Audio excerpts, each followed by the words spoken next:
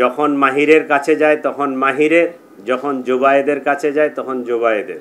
তো মাহিরকে সে বলছে যে জুবায়েদকে না সরাতে পারলে আমি আসলে তোমার থাকতে পারবো না। মোটামুটি মিন্নির ঘটনার সাথে মোটামুটি সিমিলার, কমপ্লিটলি ত্রিভুজ প্রেমের কাহিনী। এটাকে রাজনৈতিক কালার দেওয়ার কোনো সুযোগ নাই।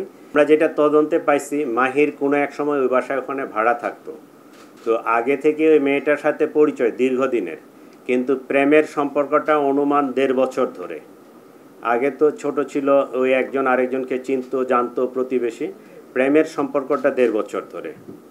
জুবায়েদ 1 বছর ধরে মেয়েটাকে পড়াচ্ছে, সে জগন্নাথ বিশ্ববিদ্যালয়ের ছাত্র। মেয়েটা এর প্রতিও দুর্বল হয়ে যায় জুবায়েদের প্রতি। এই এখন তো ওই যে মাইন্ড হচ্ছে টিল্টিং, যখন মাহিরের কাছে যায় তখন মাহিরের, যখন জুবায়েদের কাছে যায় তখন জুবায়েদের। ঠিক আছে? তো মাহিরকে সে বলছে যে জুবায়েদকে না সরাতে পারলে আমি আসলে তোমার থাকতে পারবো না। এই কথা থেকেই তারা জুবায়েদকে সরাই দেওয়ার পরিকল্পনা করে। আর পোস্টটা মারছে মাহির, তাই না? পোস্ট যেটা মারছে এটা মাহির, আর একটাই পোস্ট মারছে। এবং এই চাকুটা আইলান এবং মাহির দুইজনে মিলেই কিনছে, দুইজনেই ওখানে ছিল। সম্ভবত 2টা চাকু ছিল, দুইজনের কাছে 2টা চাকু ছিল। পরিকল্পনা ছিল যে আইলান, মাহিরের যে বন্ধু, সে পিছন থেকে পোস্ট মারবে, কিন্তু সে পোস্ট মারে নাই। ওই মাহিরেই নিজেই তার চাকুটা বাহির করে ওই সে গলা, বাম সাইডে না ডান সাইডে, ডান সাইডে, যে আসলে কম বয়স্ক তো, 18 বছর, সে মনে হয় ওই ডিসিশন নিতে পারতেছিল না। ও সে যখন মাহিরের কাছে যায়, মাহিরের সাথে তার দীর্ঘদিনের পরিচয়, দীর্ঘদিনের প্রেম, ঠিক আছে? সে মাহিরের কাছে যখন গেছে, মাহিরকে সে বলছে যে জুবায়েরকে না সরালে আমি আসলে তার কাছ থেকে সরে আসতে পারবো না।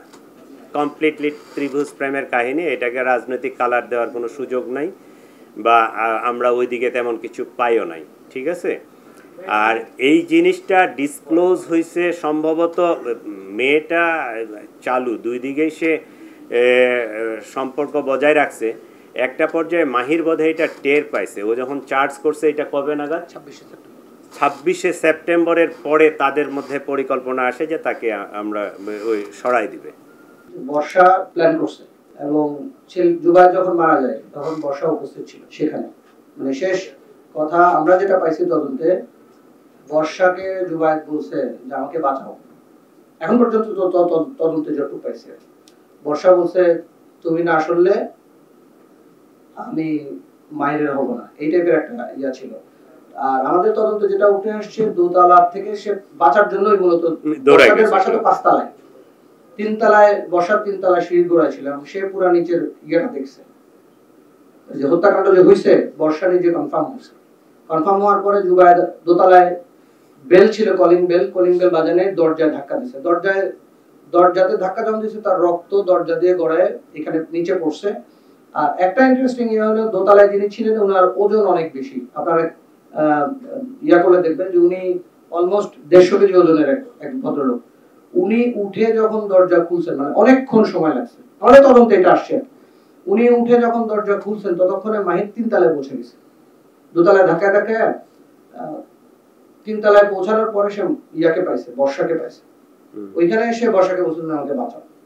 বর্ষা যেহেতু চাইছে যে জুবায়েদ চলে যাক, সে আর কোনো হেল্প করে নাই, বলছে যে তখন ওইখানে জুবায়েদ পড়ে গেছে। এইটুক তদন্তে আসছে আমাদের, এর বাইরে কিছু না জানি।